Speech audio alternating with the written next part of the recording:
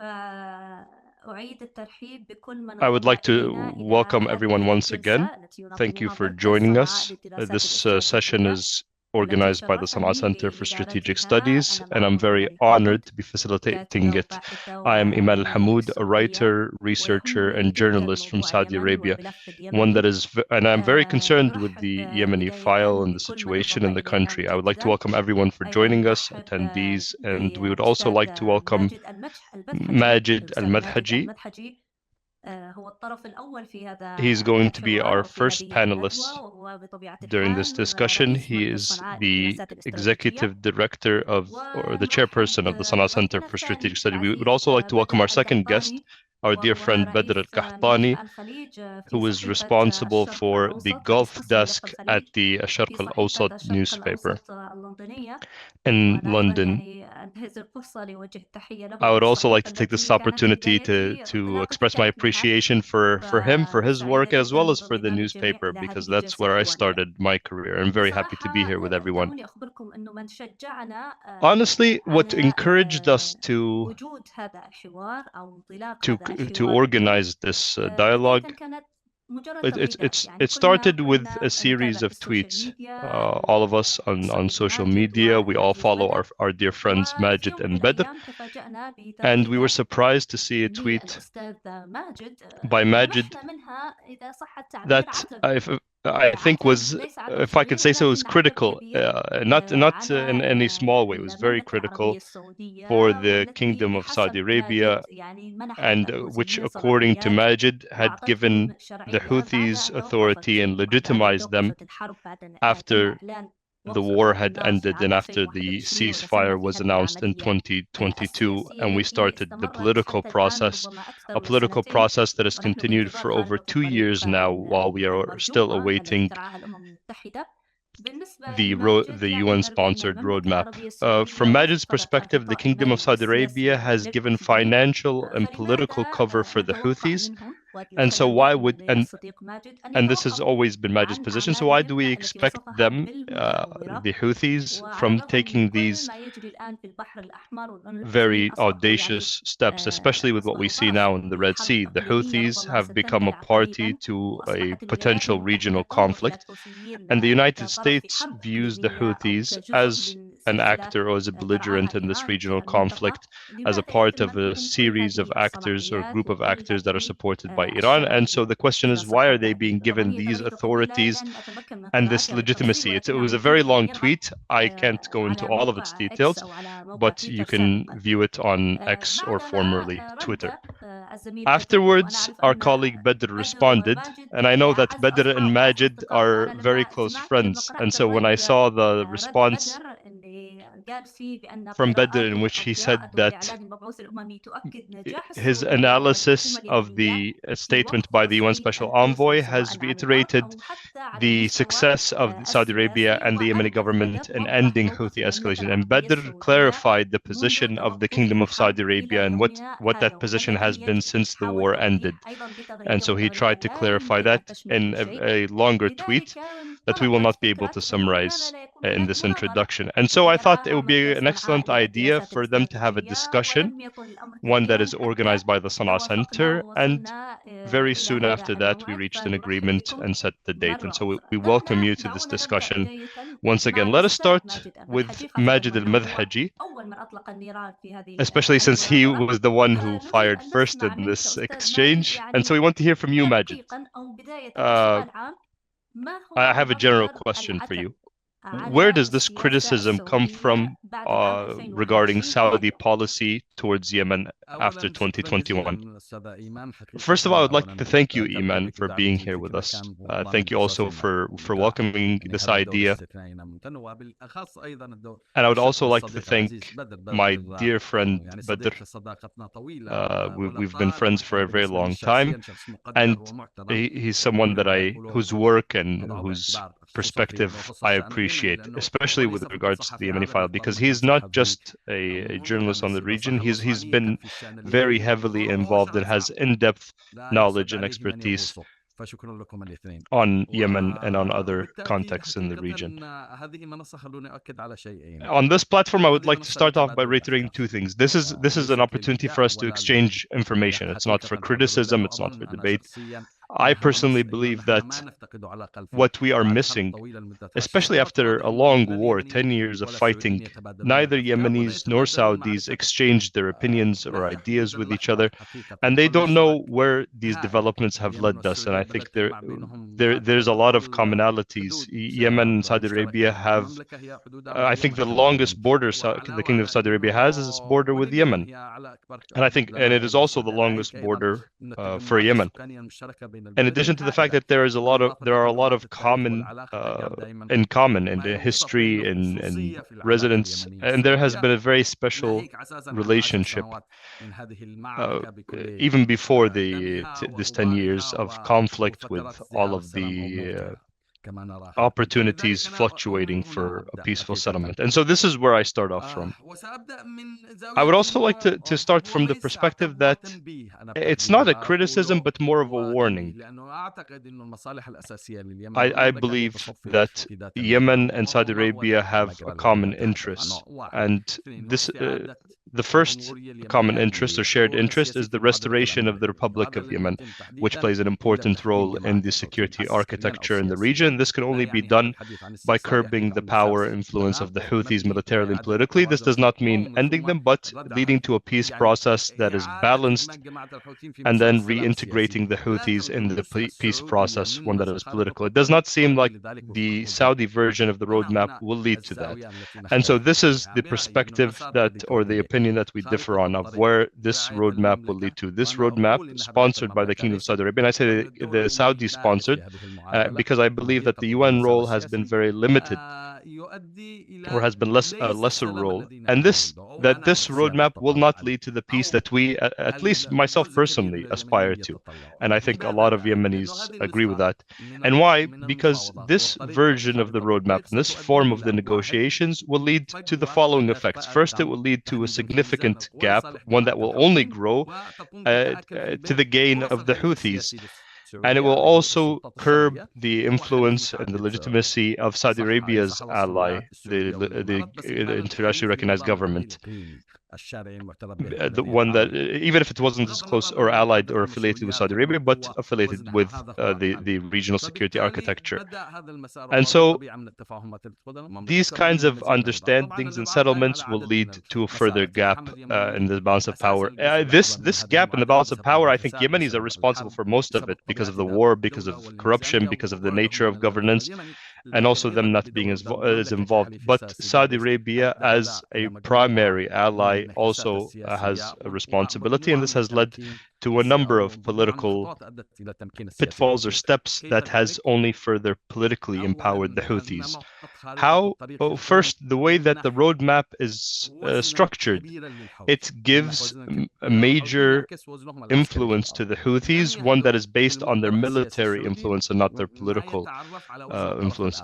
And there was nothing in the roadmap to determine what influence the other side would have. And it seemed like only the interests of Saudi Arabia, the political interests of Saudi Arabia, were what were included in the roadmap, and not the political interests of Yemen. And so this is what needs to be discussed. What could be given as a concession by the Kingdom of Saudi Arabia during the negotiations, and what should not be provided. And also another part of that question is, what can Yemen, what cards in the negotiations Yemen has? Yemen does not have its own sources of revenue. And since the Houthis imposed a financial blockade on the country, the government, internationally recognized government, does not have its own revenues, and so its decision-making is based on the support that it gets from Saudi Arabia. Yemen no longer has the resources that it needs. And so this has led to the government not being able to resist any of the political calculus of Saudi Arabia. In the most recent developments with the central bank, it has become very clear that because of its lack of resources and because of its inability to operate independently, that it has made concessions in a statement that was released by the UN Special Envoy, after which I tweeted that the Kingdom of Saudi Arabia was giving this to the Houthis. But Badr mentioned this in his tweet, that you demanded peace, you called for peace for a very long time. And then when peace arrived, by its nature, peace, it's not going to be, there are calculations on the ground that will determine what that peace looks like, but peace has been achieved. We demand a peace, but not this version of it at all. This isn't peace, at least from our perspective.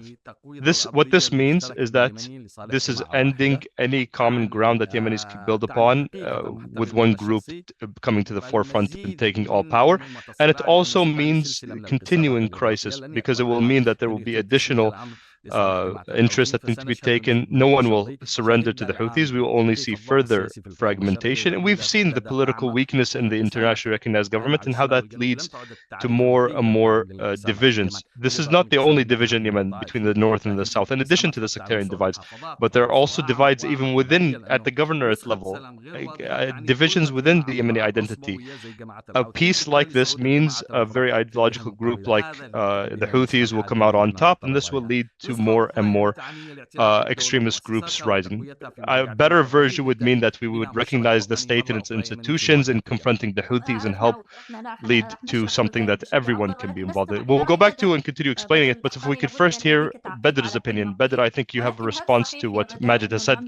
But is it correct, Majid, that the kingdom has sacrificed its allies in Yemen so that it can reach a peace agreement? It can withdraw from Yemen, and so it gave up its allies, the allies that Majid mentioned, to achieve that. Good evening or good afternoon, Iman, and to Majid, and to all of the participants. Thank you very much for organizing this platform for this discussion. Before we start with the discussion, I hope that if everyone in Yemen was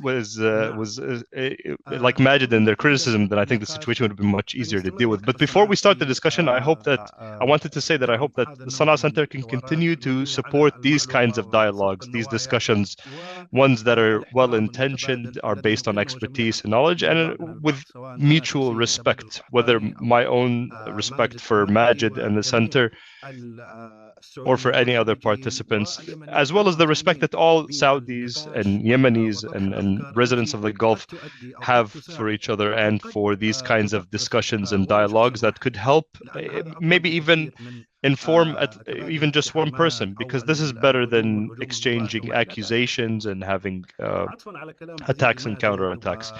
Based on Majid's initial intervention, I've always had a perspective or an approach when it comes to Yemen. Whenever we link the Yemeni file to the broader perspective in the region, you'll see that the calculus or the calculations of each actor will be a bit different. I personally prefer to start from the interests of the Yemeni people and then think like many of our dear colleagues in Yemen, ones that I continue to be in touch with, and I think it's become a way of life, not just linked to our work or our careers, but the relationships that we have with them. The decisions that were made by the Yemeni government, decisions that might not like, that the supporters of the Yemeni government might not like, I think the Yemeni government is the one who must bear the burden of either sticking with or giving up on these decisions. And when Majid said that the decisions of the Yemeni government are under the control of their main supporter, which is Saudi Arabia, then why? Then how was the decision made in the first place without going back to Saudi Arabia for it? Everyone wants to criticize the Yemeni government because the government is made up of a number of different actors, especially the formation of the PLC, which was formed in 2022 and was a result of the Riyadh consultations. Many Yemenis accuse it, saying that it is a Saudi council, not a Yemeni council, that these decisions are Saudi. And if this was accurate, then any one of the members of the PLC can come out and say that. For us to say that the government of Yemen coordinates with Saudi Arabia, I think that is very normal. When Saudi Arabia supports the Yemeni government, and even if it wanted to support the Houthis, for example, or to bring them to power as it is being accused, I think this is inaccurate. I think that Saudi Arabia can come out and say that it supported the Houthis just like it supported the Yemeni government from the beginning of the war and the formation of the government, with the provision of logistical and developmental support for the government. And so I understand I understand the anger at the most recent steps because there was a moral victory that the supporters of the internationally recognized government had, and it showed that it could take initiative. The government showed it could take initiative and impose painful decisions. But the Houthis are benefiting from the revenue that comes in, whether through the customs or through Hodeidah port, in addition to the indirect support that they get from the Iranians. And so the most recent decision, the central bank decision, there were many Yemenis who would have been harmed, in those residing in Houthi-controlled areas who rely a lot on expat remittances. And so if you hinder the SWIFT system, the SWIFT transfer system, it's true that the Houthis will be affected by it partially, but the ones who are primarily affected are Yemenis. And so if the influence of Saudi Arabia on the Yemeni government ends with the interests of the Yemeni people who are under the control of the Houthis, and in all parts of the country, and ending these newly released or newly minted currencies and trying to find solutions. And this is what the UN Special Envoy said, not myself, but trying to find solutions that lead to a resolution for the economic file, then that would be good. That's a good form of influence, and this shows a positive role from Saudi Arabia. I don't. The Presidential Leadership Council was not formed or imposed on Yemenis. There were many Yemeni political actors who met in Riyadh under the auspices of the GCC, and this was what that led to. If Saudi Arabia is being accused of forming this PLC, these are just accusations, and there is no evidence of them, and we can discuss them. Not the formation of it, but they might have influence over the council and its members. It's true, they have influence even over the Houthis. If there is open channels, Saudi Arabia is playing the role of mediator. No matter how much the Houthis say that they will reach an agreement with Saudi Arabia directly, I've personally talked with the president of the PLC, the Yemeni president. He said this, and he's responsible for that. He said that the Yemeni government has guarantees that any final agreement will be between the government and the Houthis. There are no attempts, and there is no Saudi will to hand Yemen over to the Houthis. I don't believe that is accurate, and I don't believe that would be in the interests of Saudi Arabia or the region and its security. And I don't think that the roadmap is complete. The roadmap that was announced by the UN Special Envoy, and everyone who speaks about the roadmap, I don't think anyone has read it because it hasn't been drafted. What was announced by the UN Special Envoy was that he received commitments from both sides, the government and the Houthis, and based on these commitments, and if it weren't for the Houthi behavior in the Red Sea, then the UN Special Envoy would have made progress in fully fleshing out the roadmap. The roadmap is still incomplete, and I don't think that the Saudis were the ones who imposed it on the Houthis or on the Yemeni government. If that were the case, then any member of the PLC can come out and say this is a Saudi roadmap and not a Yemeni one. Thank you very much, Badr. Majid, you've heard what Badr said, but I had a question first. In any war, when a peace agreement is reached or a roadmap is created, there will always be confidence-building measures that will have to come before. And so the leaks that we see from the roadmap, these are all confidence-building measures that are being sponsored by the United Nations so that it can ensure progress. I believe that what Badr said is correct, that the roadmap itself has not been fully publicized, is not complete, and all that's being done now in opening roads and opening or resuming flights. There might be some economic measures that you have criticisms of, but all of these attempts are part of the confidence-building measures stage. And so why do you think this is linked to Yemen's future, that this is Yemen's future? These are the authorities that are being given to the Houthis, and that's what's going to shape Yemen's future. Thank you very much. Thank you, Badr, and thank you, Iman. Let's redefine who the actors are. I think that would be useful for us at this point in our discussion. The Yemeni government is made up of actors who are politically divided and who are being funded by regional actors. So there are a number of political actors who are fully funded, and I think this is important to keep in mind. And so the idea of political influence from their allies, the least we can say is a very high level of political influence. And so both Saudi Arabia and the UAE have a large amount of influence. And the PLC, the way that it was formed, even if we all understand this, all of us as political researchers and analysts recognize that the PLC was formed as a part of a political agreement between the Kingdom of Saudi Arabia and the United Arab Emirates. Of course, in consultation with the Yemeni party. And we, as the Sana'a Center, had our own opinion because we supported the idea of forming a presidential council. And so that's not our discussion now. We might differ on how much influence Saudi Arabia has, because I personally believe that Saudi Arabia has a huge amount of influence on the government, and the government cannot say anything that the Kingdom of Saudi Arabia does not want it to say. And this is not limited just to Saudi Arabia. I think any alliance or any relationship between a very powerful ally and a weaker ally, this leads to an imbalanced relationship. And so I don't think any of this is new, and we're not condemning it. We're just trying to explain it based on, if we talk about theoretically and legally, that's completely different. But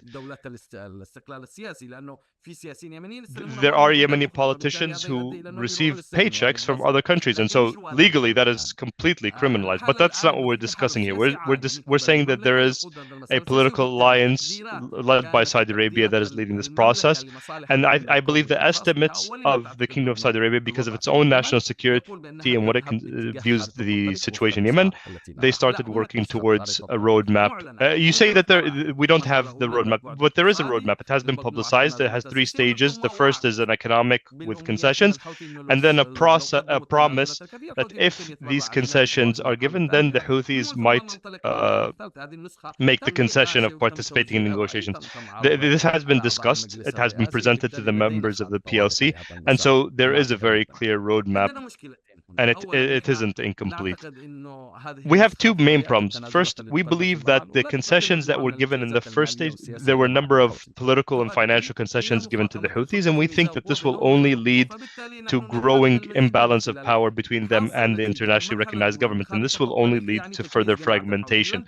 And so the first stage of the roadmap will only strengthen the Houthis. They will go into negotiations having resources, not being pressured on the ground militarily, and protected by a role of the Gulf states not allowing escalation. And so this leads to the other side not having anything to use as a bargaining chip. And that's what's happening. What's the problem with that? The problem is that the only thing that stopped this roadmap being implemented was because of what the Houthis did in the Red Sea after the 7th of October. And so it wasn't just the kingdom. The international community as a whole wanted to close the Yemeni file at any cost. And let's have integrity. It is the right of the Kingdom of Saudi Arabia, which for 10 years has been participating in this war and spending on it. They might see that it's no longer useful. But our difference now is, how can the kingdom manage its exit from the Yemeni file? Because this isn't a charity at the end of the day. The support that they're giving to the Yemeni government and for them to remain in hotels and Riyadh. But the difference that we have here is how it manages its exit. Because we as Yemenis believe, or at least we're not supporters of the Yemeni government here. We as Yemenis who are opposed to the Houthis, I also wanted to redefine ourselves on this, believe that the result of this process will be one that is very costly for the Yemeni people. The Saudi intervention this way, we believe, is one that will be very costly. And so how can we do that? How can we redefine that? The roadmap was presented to the parties to the conflict. The Houthis got involved in the Red Sea. The United States and the international community understood the Houthi threat in the southern Red Sea, and so they blocked it, and they said, we will not allow the economic concessions. Saudi Arabia cannot give these financial concessions to the Houthis, at least at the current time with these developments. And so the Houthis pressure, the Saudis are mediators, and America does not agree. And so who pays the price with the state of this process being suspended? All Yemenis. The Houthis then took a number of escalatory steps. They minted a new currency, a new coin. They got involved in the monetary system, violating the status quo that had been in effect. And the central bank responded with a number of measures, and the PLC issued a decree supporting these measures. There was a decree that was released by the PLC in support of this. But then there were a number of meetings that were held, and all of the measures were suspended. This means that the internationally recognized government no longer can use its legal status to confront or oppose the Houthis. And so that's where our discussion lies. What upsets people, we understand how much interest Gulf states have in Yemen. We also know how much interest Iran has in Yemen. We think the way that the Gulf or the regional way of dealing with Yemen and its interests have been weakened, whereas Iran has only expanded. We're a fragile country, but I think there are many threats that come, and any unstable peace will not lead to stability. Yemenis will pay the price, but it's also not in the interest of anyone for this threat to continue. And I think this version of the peace will only lead to that. And I'm sorry for taking so long. Thank you very much, Majid. Not at all. But everyone believes or expects that after the Iranian-Saudi rapprochement that was sponsored by China and the discussions that were started, and this very clear rapprochement between the two, has become clear that Saudi Arabia and Iran are trying to appease each other, if we can say that, to try to resolve many of the long-standing issues between them and to improve the relationship. And so, was the PLC or the legitimate government, were they one of these sacrifices that were made to appease the other side? Because that's how I understood it from Majid. I think that throughout history, Saudi Arabia has not given up on any of its allies. And that's not in my opinion, that's a fact.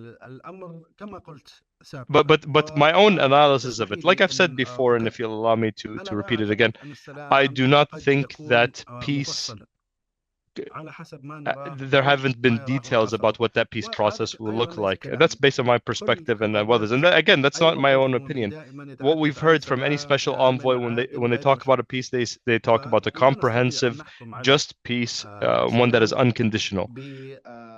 And so we cannot have a peace with just these small economic measures. They might not seem simple, because when the Yemeni government carries out its functions, I think that is positive for all in the anti-Houthi camp, even those that represent the government and hate it at the same time.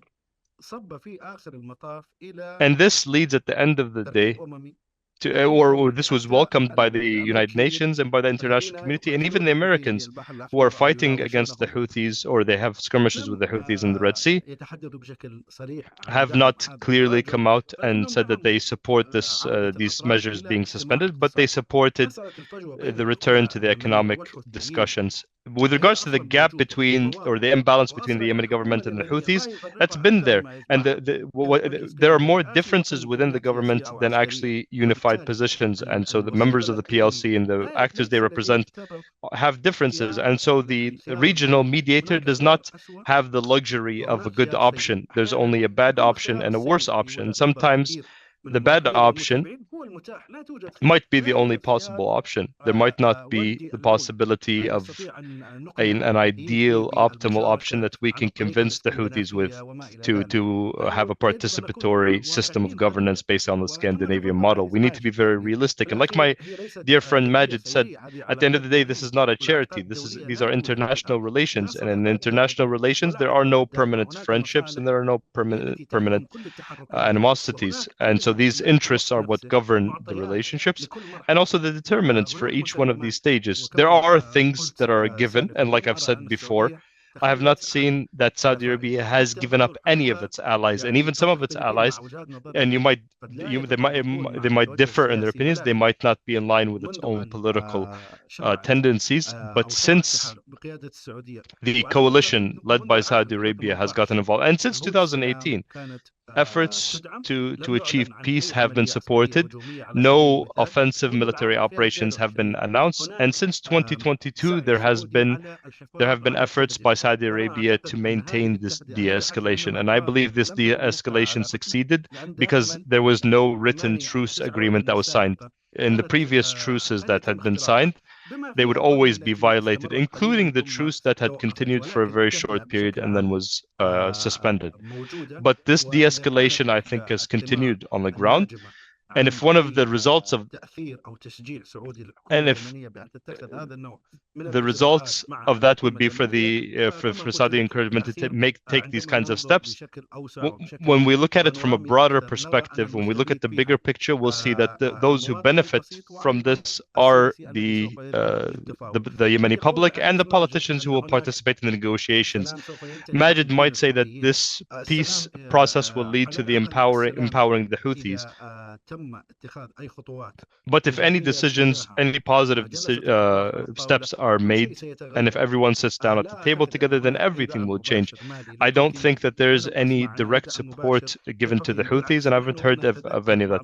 But we remember some of the leaks which stated that the Houthis stipulated that the salaries of their military personnel be paid first, or the salaries of the military sector. But these discussions were stopped.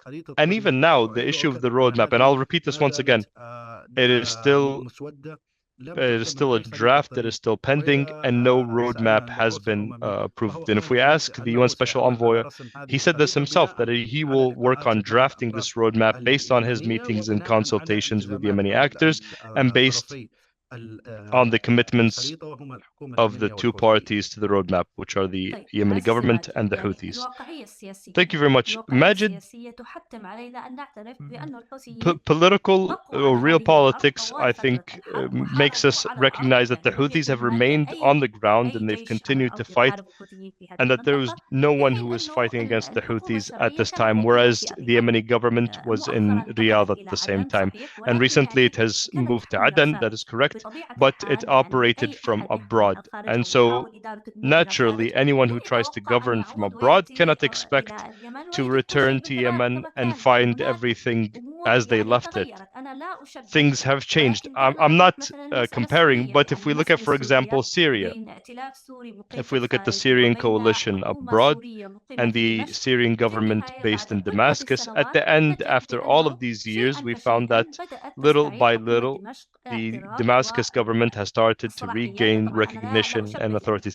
And I'm not comparing, because the Damascus government is the government and the Houthis are still a de facto authority, a group that has taken control of Sana'a in a coup. But this group, realistically, on the ground, has achieved gains that have allowed it to participate in these negotiations and to control bargaining chips.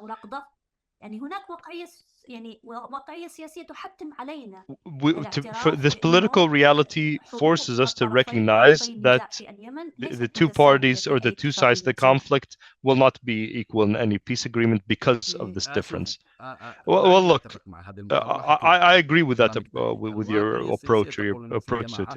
I think if we were realistic, there's a group that has been able to remain resilient for 11 years, and they've remained in power, and so we need to deal with it. And I think that's natural, because they will, and also based on its, it will work based on its interests, but that it will normalize or stabilize the situation. But this is not the case with the Houthis. The Houthis are not a group that take control and then normalize the situation in public life. We have not seen, this has not been like the monarchist and Republican civil war in Yemen that ended in 1972 with an agreement being reached. I don't think that's what we're going to see. I think the situation is very different today. What we're seeing is a political and military dialogue with a group that, at the bare minimum, is a very exceptional group. if we don't go straight to it and say that they are a threat, how the Houthis view themselves, how they view governance, how they view the other actors is very different. And so the idea of reconciling with them is very difficult. And Houthi behavior has shown day in and day out that they're more and more dangerous, whether for the Yemeni public who are there on the ground in the battle against them, or with regards to the threat that they pose to world interests, with the Houthis seeing themselves as heroes with what's going on in Palestine and what they're doing in the Red Sea. And so the question that comes to mind for all of us as Yemenis, that if we surrender to this group, to what extent would the kingdom be able to have a relationship with a group that is as adventurous as the Houthis? This group, a group that was founded in 2003, was a very small group in the mountainous regions of Saudi and North Yemen, and now in 2024 is threatening the whole world and has led to a choke point in the Red Sea. And so this takes us to the question of how does Saudi Arabia view its own national security and Gulf security in dealing with a group such as this? Because the track of the Saudi discussions will only lead to the Houthis getting more and more power, and the other actors having less and less power and influence. The second part, yes, of course, the Yemeni government and the Presidential Leadership Council, or even before President Hadi, they were a model. They were a very sad model of governance. What exactly are they doing on the ground? And so this allows Yemen to say, okay, they're not keen on Yemen. Yemen's interest is not in their interest, and so I shouldn't be more concerned with Yemen. And this leads to more challenges for us as Yemen. And so when we are angry and when we say that, yes, the PLC has said this, yes, we say that the Kingdom of Saudi Arabia has done it as well because of its allies and friends in the PLC. We're not here speaking on behalf of the PLC. I think I speak on behalf of a lot of Yemenis when I say this. And so this deal will only end with a negative result. And the idea is not that peace will require many concessions or not. Yes, definitely. Everyone has to make concessions for peace. The Houthis will not be destroyed or eliminated, and the others also will not be eliminated and leave Yemen. They need to be able to find a way to settle their differences. But this imbalance of power should not be further exacerbated with one side coming out as the victor, because that's what it seems like the situation is heading towards now.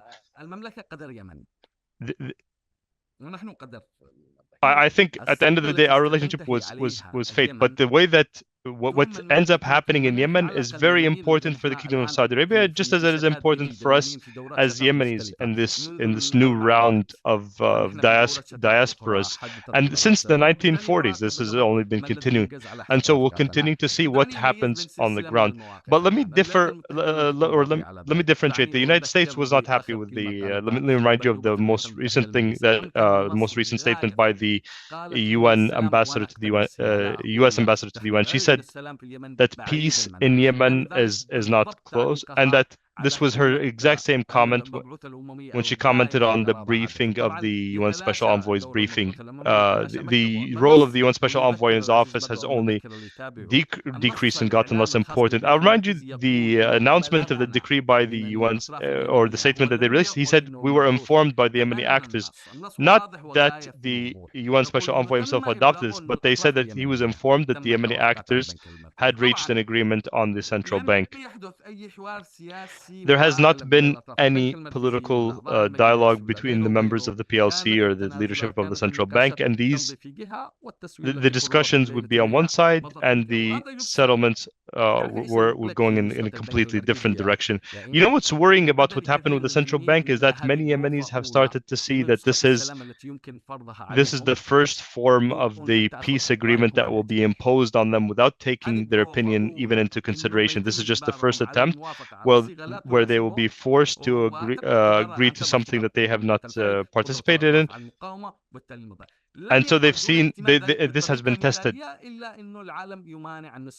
And the only reason this has not been implemented is because the international community does not want it to, or does not allow it. I think everyone is facing difficulties in the Red Sea. The Houthis have not helped Saudi Arabia or the UN or the United States or even us who are angry on the other side, or the Yemeni government has not helped anyone, because the situation in the Red Sea has thrown everything into disarray. I fully understand when we criticize the kingdom.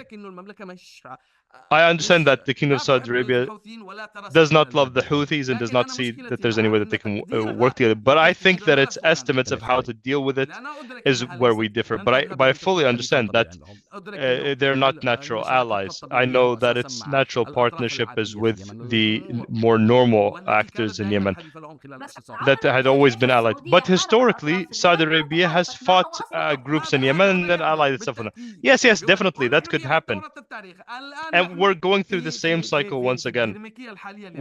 That's currently the dynamic that we see. And maybe in 20 years, we might be talking about how this happened. But now, what we see is...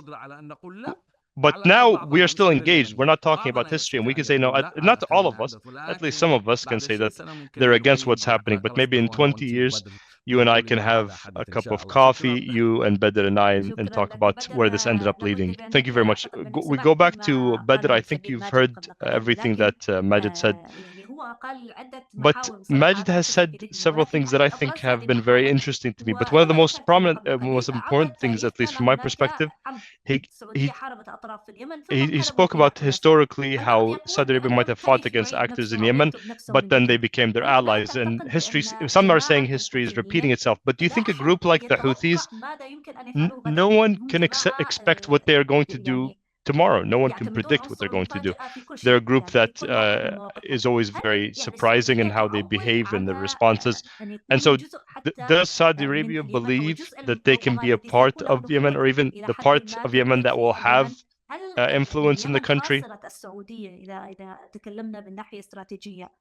Strategically, Yemen is very important to Saudi Arabia's security, and so can the Houthis be an ally? And this is quote unquote. I know that they cannot be full allies, but can Saudi Arabia trust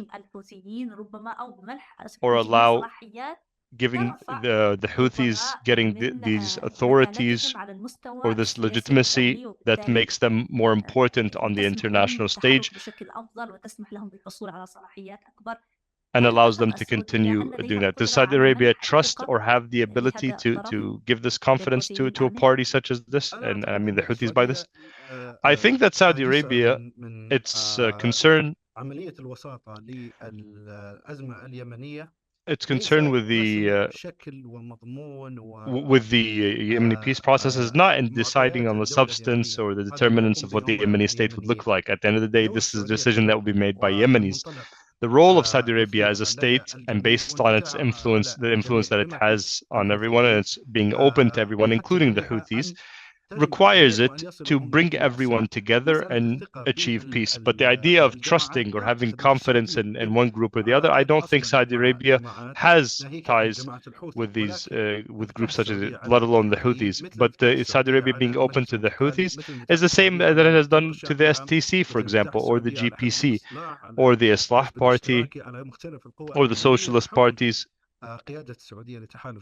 And because Saudi Arabia leads the coalition supporting legitimacy, and also what you said, I don't like saying that Yemen is Saudi Arabia's backyard, but it is an important neighbor.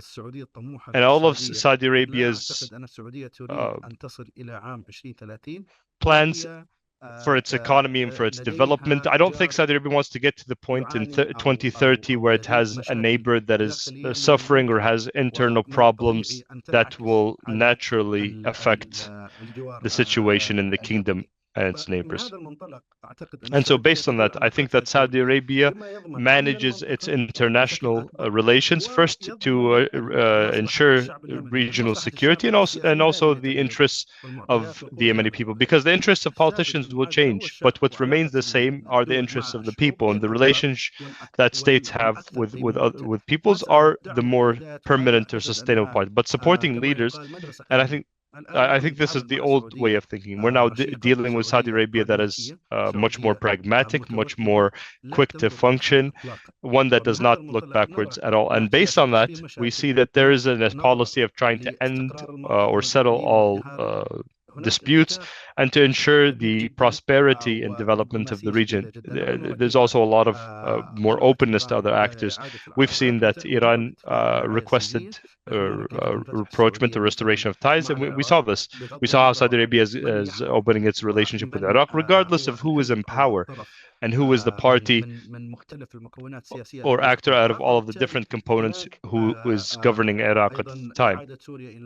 Also returning Syria to the Arab League, many different files like the mediation in Sudan. All of these are attempts or efforts that show Saudi Arabia's foreign policy. There's an attempt to settle all problems and disputes and crises, and Saudi Arabia is attempting to move the region to a better place. And I think Yemen is at very high on the priority of Saudi foreign policy to try to end this crisis, and not a quick exit. If it was a quick exit, Saudi Arabia could have told the Yemenis, "Thank you very much. We've supported the government enough. You can continue fighting, and I'll reach an agreement with whoever the victor is." And that would be the easiest decision for Saudi Arabia to make. But there is a role and responsibility, and there are ethics to this. Ethics that require that Saudi Arabia continue to play this role. It might upset Majid and many Yemenis, and I don't blame them because we know that this is their cause. We're talking here as analysts and as theory, but I feel a lot of what a lot of our friends and colleagues feel in Yemen, but there also needs to be pragmatism in our perspective. If we judge a peace that hasn't been achieved, saying that is a bad peace, but there are many stages that it still has to go through to get there, and it doesn't end with the Houthis being paid anything. I don't know how exactly this will be translated, but this is an attempt to twist the reality. When salaries are paid, who's going to be benefiting from it? It's not the Houthis. The Yemeni people are the ones who will be benefiting from them because they have not been paid their salaries in more than 6 years. But this money is being handed over to the Houthis. What guarantees that? The mechanism for payment of salaries will not be directly to the Houthis. There are many different mechanisms that could be arranged. I have not confirmed what exactly they will be, but what I am sure of is even the Houthis themselves, they will not hand themselves over to Saudi Arabia. Saudi Arabia could pay the salaries for 3 months and then stop, and then pressure the Houthis to achieve things that will be in the interest or to the benefit of the Yemeni government. And so the Houthis themselves need guarantors. And so there are many details and many complications in this file, and they will affect all economic or political measures linked to the roadmap. And that is why I continue to say that the roadmap, it's still a draft, one that could be amended, that could be developed, one that could continue to be discussed. And that is something that I hope will occur after what's happening in the Red Sea ends. With regards to the United States, the American foreign policy, I always like to listen to Majid's analysis and anything happening in the Middle East, and not just him. But American policy is one focused on the moment. The Americans now are focused on the Houthis. We've seen how the United States made a strategic mistake. The biggest of which was when the Biden administration started, when they removed the Houthis from the FTO designation, and he's ending his administration with bombing the Houthis and continuing the crisis. And if this shows anything, it shows that American policies and foreign policy, and this is something that Majid himself said, that is more based on the internal politics of the United States rather than focusing on the interests of Yemen and the Yemenis. And this is natural because America is at the other side of the world and does not have the same interests or the same concerns and aspirations that people in the region might have. And so I understand that when there is a lot of pressure from the Americans for these kinds of bargaining chips to be used, I hope that we can continue, we can further develop these demands for peace based on what we see as observers, rather than focusing on what the process needs to look like, but what would be the solution? How can we maintain de-escalation without doing anything that would upset the other side, neither the government or the Houthis? I don't think that the Houthis I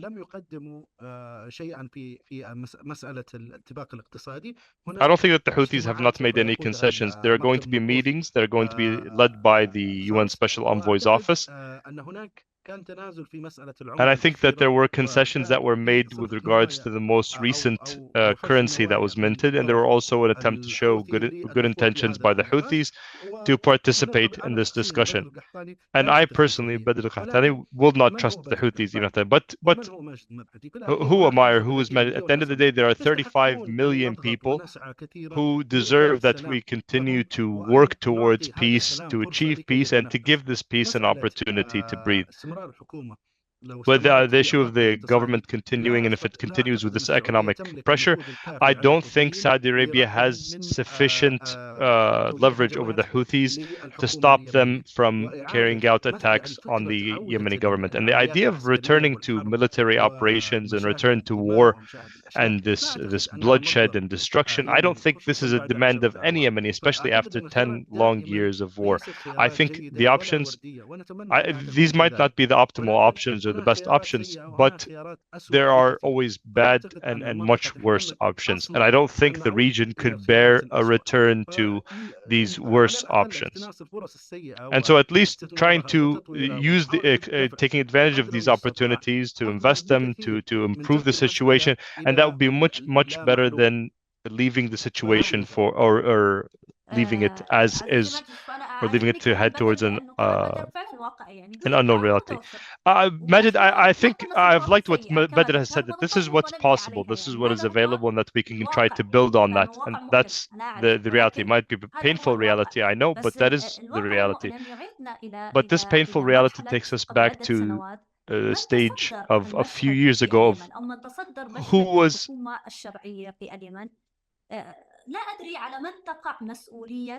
bears the responsibility for choosing individuals that could not compete with the Houthis or Ansar Allah. You cannot deny that even the Presidential Leadership Council that was formed and that you supported at the beginning and supported its formation, we cannot deny that there are divisions even within this council itself, which deprives it of its negotiating leverage and does not allow it to impose its own perspective. This actor has not been able to be an equal to the Houthis in any negotiations that have occurred. First of all, thank you very much, Iman, and thank you, Badr. But let us say that we do share a big part of the blame, a bigger part of the blame, because at the end of the day, this is our own country, and we need to bear the responsibility for what's happening before talking about the responsibility of Riyadh or Abu Dhabi. Yemenis need to bear that responsibility, and I agree with that. But this does not mean that others do not have the responsibility as well. Just because we made the wrong decisions, this doesn't mean that what they did was correct. And so they've gotten involved, and so they have responsibility. Some people might say this is due to geography or due to logic or the legal situation. But what started with the coalition needs to end in the same way, in a form of an agreement. And not in the same way that the war started, because there was no organized way of dealing with the relationship. And so I think defining it as such will only lead to more incorrect or bad options, because there were no definition of the boundaries of Saudi national security and Yemeni national security. And so the kingdom can decide that this bad solution is one that we will continue to work for, even if Yemenis do not find it in their interest, because things have not been clear. And also the situation in Yemen is not just based on internal factors. We were affected by the conflicts within the Gulf over the period of 3 or 4 years. The divisions that occurred with the conflict between Doha and other states in the region have led to destructive effects in Yemen, especially since there was a lot of funding from these regional actors, leading to more and more fragmentation. We know that there are problems in how these files are being managed and what impact they had on the war in Yemen. My third point I think that the fates have intervened because the complication the complication of the situation of the Houthis in Yemen is beyond just the Yemeni file. The Houthis aren't just a local issue that affects the dynamics. They know that this is an investment of their main regional opponent, and the Houthis are investing in the Houthis not out of love for Yemen or seeing an interest in Yemen or an objective in Yemen, but to cause problems for Saudi Arabia. It's true that they discovered the importance of its location during the Gaza war, but they see it as the best way to affect the regional opponent and their competition for leadership of the Islamic world. And if they want to curb the influence of Saudi Arabia, they'll start with Yemen. That's why Saudi Arabia went to the agreement in Beijing to try to manage that. And so we continue to be a battleground, whether among the Gulf states or among the regional actors. And so Yemenis should bear part of the blame, but the world and the region should also bear part of the blame for what's happened in the country. Yes, there's corruption. Yemeni actors or Yemeni leadership has come under the control of others, but this was also what they've done, not just Riyadh, but all of the actors in the region. And the US, the UK, Moscow, Beijing, they all see an opportunity to use Yemen as a battleground. And if we want to be politically realistic, this is what the situation looks like. This is what impact the conflict in Yemen has had. We know that it's complex. And there are a lot of details at the local level, but it has also affected the division and fragmentation at the international level. And so that's what we're asking for here. If we talk about responsibility, we need to talk about these responsibilities as well. And this is my perspective. The kingdom does not have the luxury of withdrawing from Yemen. That's my own personal assessment or analysis, because at the end of the day, you cannot deny the geography. You have 1,500 kilometers of border. We have 600 settlements or towns on and so it's going to continue to be a headache. And Saudi Arabia needs to manage it in a way that achieves its own satisfaction or interest, as well as our interests as well. And so what I say when I talk about what happened with the central bank, I think it should have ended differently. And I'm not saying going back to military operations. No one wants that. Not myself, not Badr, not our families and friends in Yemen. No one wants a return to military operations. But the idea of how Saudi Arabia manages its exit in a way that takes our interests into account. When we saw that our representatives in Riyadh were unable to achieve our own interests, it's angered us, because the Kingdom of Saudi Arabia only acted out of its own interests, and that's why we raised our voices. And not me, not the Sana'a Center. No one wants to fight against the kingdom, because we know that Yemeni economic and political prosperity is based on an excellent relationship with the Kingdom of Saudi Arabia. And so we need to go back to do something that we had not done before, something that should have been done at the beginning of this war, that we conduct a clear dialogue and understand where our interests lie. And that's why I'm very happy to have this discussion with Badr. We don't listen to each other enough. What we see is an exchange of money and not an exchange of information, an exchange of opinions and perspectives. There hasn't been sufficient dialogue during this war. The only dialogue that we have heard is the one of arms and sorry. We're going to open the floor for questions, but before that, I wanted to conclude with a question. But what is Saudi Arabia's perspective on its its future relationship with Yemen and Yemeni actors? We understand that Yemen is the only country that has a republican system in the Arabian Peninsula, with all of the other states having monarchies, and so historically, it's always been very difficult to deal with Yemen as a country. That either there's a dictator who's in control by force, or that we will continue to have civil wars that it was difficult to control. And so Saudi Arabia, if it is able to withdraw from this file or this quagmire, how does it view the future of its relationship with its allies in Yemen, as well as with Yemeni actors in general? If you'll allow me, at first I had some reservations on what Majid said about the corruption and the exchange of money. I haven't seen this. With regards to the future, I believe that Yemen that does not have a war, I think for Saudi Arabia is an excellent interim objective. But I think a prosperous Yemen That's what I know very well that Saudi Arabia is striving for, because prosperity for a single country or a single system like the Gulf countries will not be sustainable and will not continue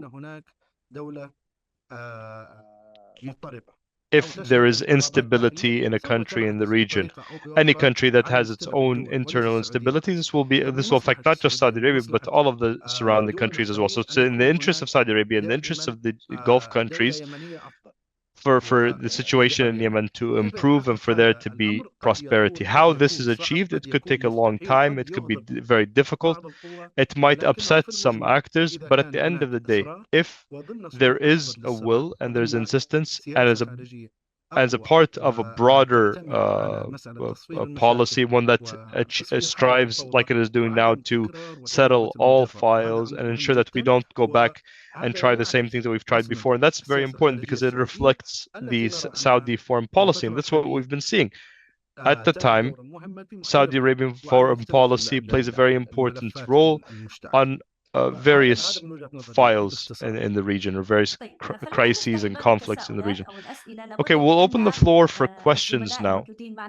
I'm sure that our listeners have many questions, have many comments that they would like to ask our two panelists. I'm not sure who would like to start. Who has a question for Majid or for Badr?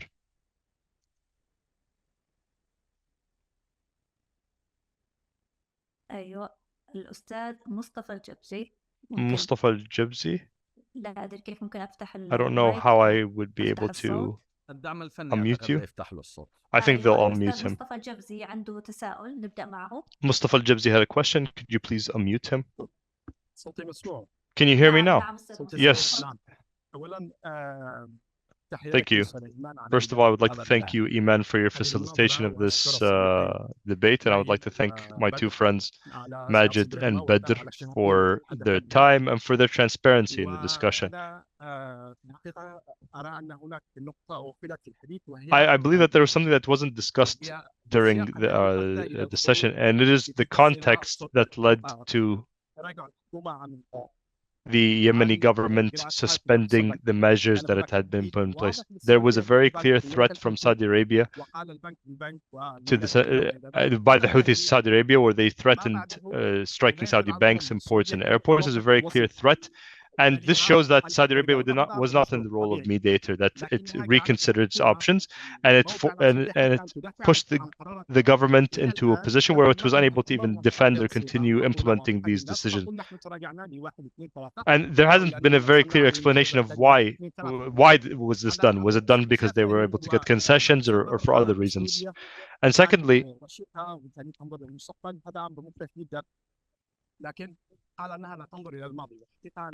Badr was saying that Saudi Arabia is not trying to look backwards, and the situation in Yemen, as much as it was a problem now, but is a problem also in the past. And Saudi-Yemeni relations are not just based on what happens in the future.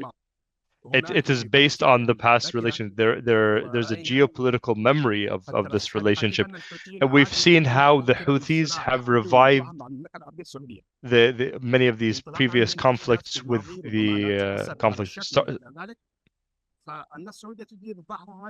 And so for Saudi Arabia to turn its back on the past and to try to move on and as if nothing's happened, I don't think that would be the right or the sound strategic step to take. My third point, I think there's something that Majid spoke about, that is very easy to blame the government because of its corruption or mismanagement, or because of its divisions. But have there been real efforts to try to help Yemenis to be to play a more active or influential role, and Saudi Arabia becoming involved in the Yemeni file as a military intervention was not because it was not a charitable act, but looking at Saudi Arabia's own interests. And so where have these considerations gone?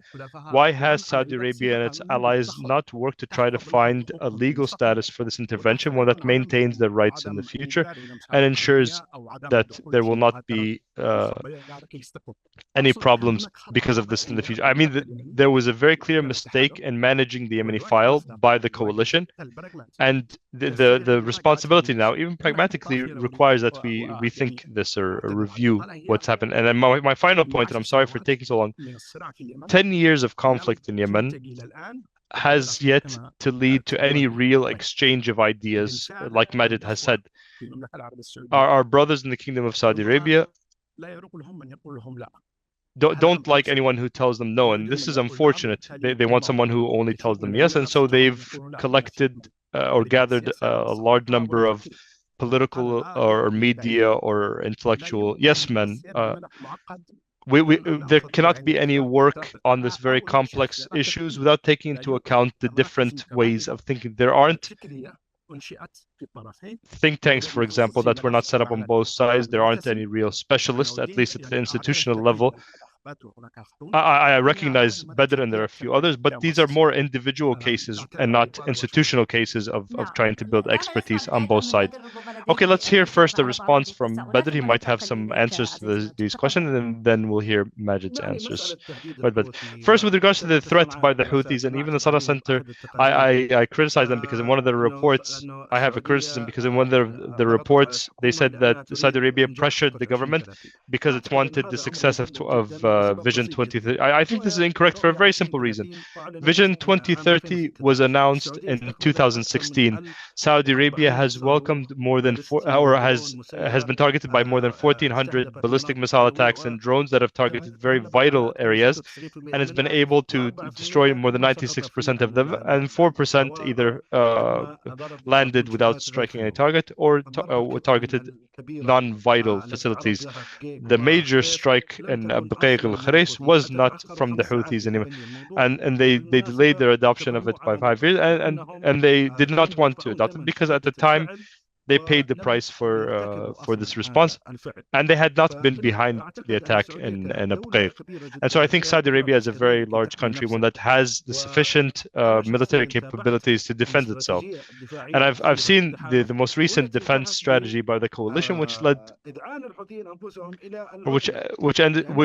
the Houthis themselves calling for a truce. The Houthis had been attacking Marib for more than 18 months, and they were unable to, due to the defense by the people of Marib, by the National Army, and the support of the coalition's air force. They were unable to go into Marib because of that, and there had been preventative defensive strikes against a list of targets against the Houthis whenever they would launch any ballistic missile attacks or drone attacks. So the idea that Saudi Arabia pressured the government because it does not want to be attacked by the Houthis, I don't think that is accurate, and I think that is unrealistic. I cannot compare the Saudi Arabia's military capabilities with the Houthis' military capabilities, and so that's one issue. The second, I also have a criticism on the accusation of Yemeni intellectuals and journalists and politicians of being yes men. I think to the contrary, and I think he knows some of our mutual friends who oppose maybe everything that Saudi Arabia might want to achieve in Yemen. And every time they visit Saudi Arabia, they are welcome to do so. Saudi Arabia is open to engaging with everyone, and it hears a lot from those who say no to it, and it hears varying opinions and from differing perspectives and actors. And there was the visit from the Saudis and the delegation that went to. There was someone who was not affiliated directly with the Houthis and who was in the delegation, and so even in formal language it was called the Sana'a delegation. And so the Riyadh being open to these visits after 10 years of conflict, and this is a response to the question about 10 years of war, why would we try to do what we had done before? Forgive me for not clarifying the perspective that I spoke about earlier, but not looking backwards. I'm not saying that we shouldn't benefit from the past and learn from its lessons, but I mean to say that this very recent past that would not be beneficial for all of us, there's no reason to continue to live in it. When I'm saying that I'm not looking backwards, it means I am looking forwards. But this does not mean at all that we're not benefiting from the past, from the lessons from it. Then thank you very much. Thank you very much, Badr. Majid, you might have an addition, but you also had a question from Abdullah Shaddad. Abdullah Shaddad asked what would you expect would be a solution that would help Yemen end this crisis? Is ending the dialogue with the Houthis a solution? In your perspective, is marginalizing the Houthis? Do you think that stopping dialogue with them is the right way to weaken them? What decision should be taken on the economic file by Saudi Arabia and the UN Special Envoy?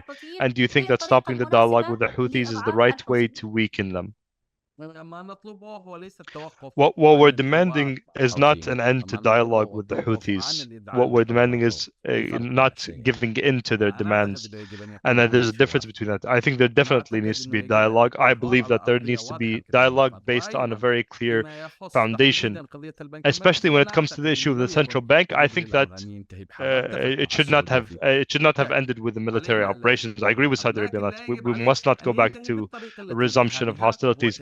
But it should not have ended in the way that it has, with the Yemeni government being having its options limited, or even how it appears to the public. And we've seen what this has done, whether this decision was made based, and let's not go into these details right now, Badr, about what happened on the evening of the decision being made. If it was made by the members of the PLC out of appreciation for the kingdom, or because of pressure that was put on them that they made this decision, either way, it was not the right way to do things. And it's direct impact. We can go into a lot of discussion on the details about what financial impact these measures would have had, and what the central bank would, what impact it would be made with the central bank's sovereignty being violated because of political interests. And interests that should not be taken into account when setting monetary policy, because it should be an independent, and even according to Yemeni law and Yemeni central bank law, there should not be this level of interference in the operations of the central bank. And so on that perspective, I agree with that this should not have led to the war. We're not blaming or criticizing the kingdom for its use of its own political interests. I think there's the right that any Saudi will defend these decisions. But on the other end, we can also say that these decisions that were made were not suitable for us, and we criticize them. But what we ask for is for there to be space for this. I differ with the kingdom, and I've only been welcomed every time I've gone to Riyadh, and that has always been the case, and I'm not worried about that. But these things should also be said out loud to the kingdom, because at times it's not sufficient for us to say it during meetings in Riyadh, but also on public platforms. We in Yemen have gotten used to that, because this space for public expression is one of the few remaining things that we've had, that we can say whatever we want to say, even if it upsets others, is one of the few things remaining to us. I think the space is there, and I'll try to be very positive in this discussion. I think that the space is there. There is a problem, and there's a problem on our end in understanding the role of the Saudi Arabia, but we want to continue to discuss it. And I also could believe that the Kingdom of Saudi Arabia also remains open to this, and I think Badr is an excellent example of that, of how we can discuss our mutual interests. And I believe the same for the Houthis, based on Abdullah Sultan's question, that there needs to be dialogue with the Houthis, but we need to conduct this dialogue in a way that is different, not based on the roadmap. The UN Special Envoy is not leading a process that is heading towards peace. The UN Special Envoy's office is focused more on the kingdom's interests and calculations rather than actually leading the process. And here we demand not the kingdom, but we asked the UN Special Envoy's office to resume their function and their mandate based on UNSC resolutions, that they go into these negotiations and not someone else going through negotiations and then handing them over the file. That's what we want for the peace process in Yemen, to be under the auspices of the United Nations, so that we can work with the UN Special Envoy and reject things.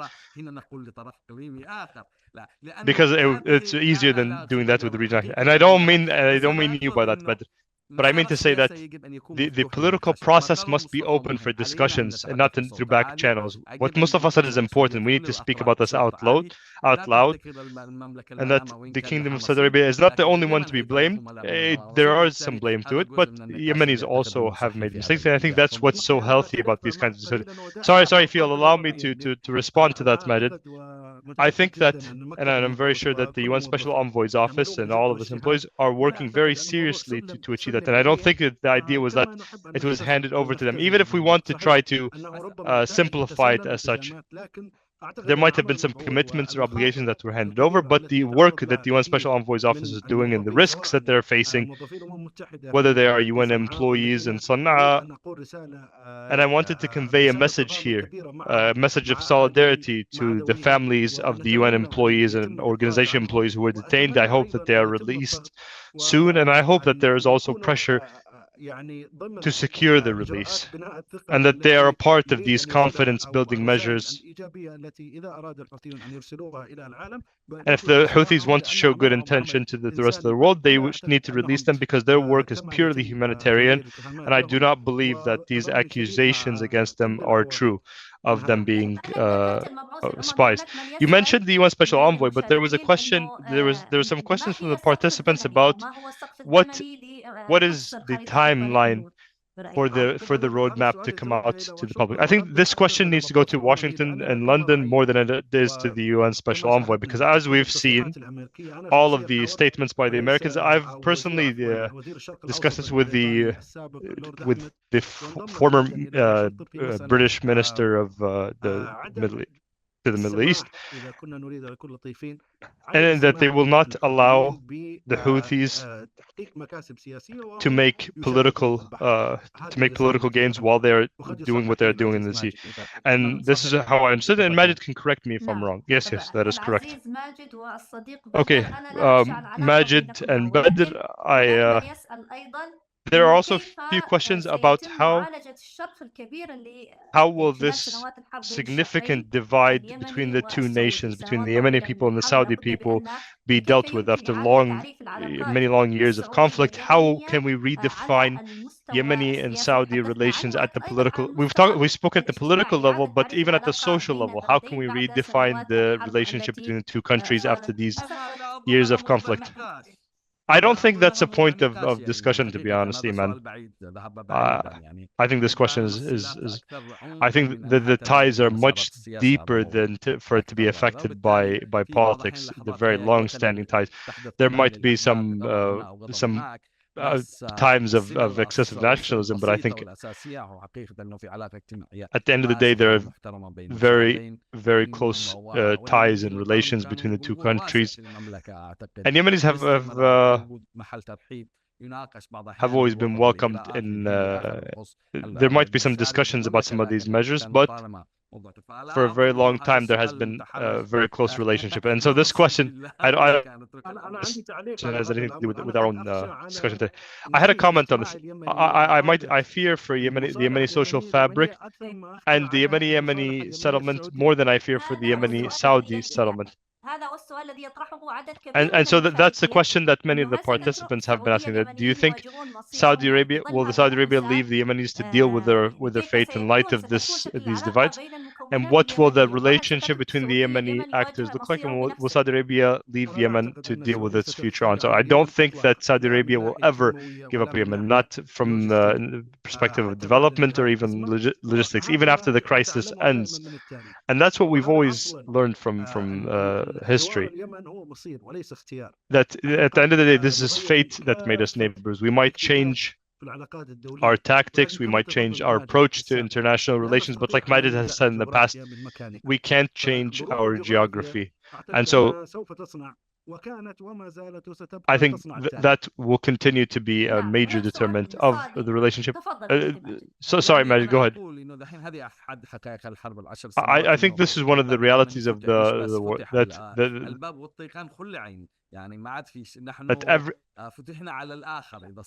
we've become more open to external actors, and every one of the local Yemeni actors has its own sponsors, and so we are hostages to this form of divisions. And I want to be very clear about this. Yemen is, I think, being held hostage to the settlement between regional actors before us actually being hostage to our own local settlements. And there are problems because there are many divisions they're based on the geographic location, even between villages in Yemen. There have been problems. This is one of the costs of war, of trying to incite sectarian and regional crises. And whether Saudi Arabia remains or leaves, I think the what fuels Yemeni conflicts will continue unless we are able to achieve equality, democracy, and that's not what any of the actors are presenting, especially the Houthis, because they're a group that is very closed off and isolated, that believes that they have a right to rule. Our problem with others is that they focus more on military means and are corrupt, and we can reach an agreement. We might have differences with them, and we might politically object to that, and we have the space. But with the Houthis specifically, a group that is armed and ideological and extremist and tries to impose themselves on Yemen, I think reaching an agreement with them will be very difficult.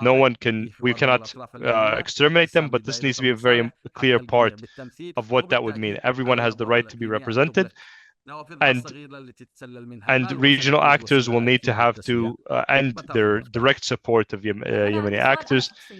I had a question myself, a personal question. These divisions, the Yemeni divisions that have occurred due to these long years of conflict, do you think that even if there were shared interests, do you think that it is possible for Yemen to go back to what it was before? Or do you have a more pessimistic view of Yemen, that there might be further divisions and that the federal regions that were presented during the NDC might come back to the fore? The question now is no longer what this map will look like or what that future looks like, because it won't be where we started. It definitely will not be the same landscape or developments. I think things have changed at a very deep level. It's been a decade of Yemenis living through nothing but of gun smoke and fire and violence. But the question is, where will all of this lead, and what will it look like at the end of that? And how far will we continue with these violent conflicts that are honestly very terrifying for Yemenis? I don't know if this is an answer to your question, but I think the final form of what Yemen would look like at the end of it is still unclear, is still being developed, and honestly I'm not very optimistic about it. I'm very worried. I just had a quick comment. I think that the problem isn't in the form, but in the substance. I think that was one of the most important things of the NDC, and if you'll allow me to go into this analysis, and here I'm speaking as a Yemeni and not as a Saudi. The problem with Yemen now isn't the form of the state as much as it is the concept of the state.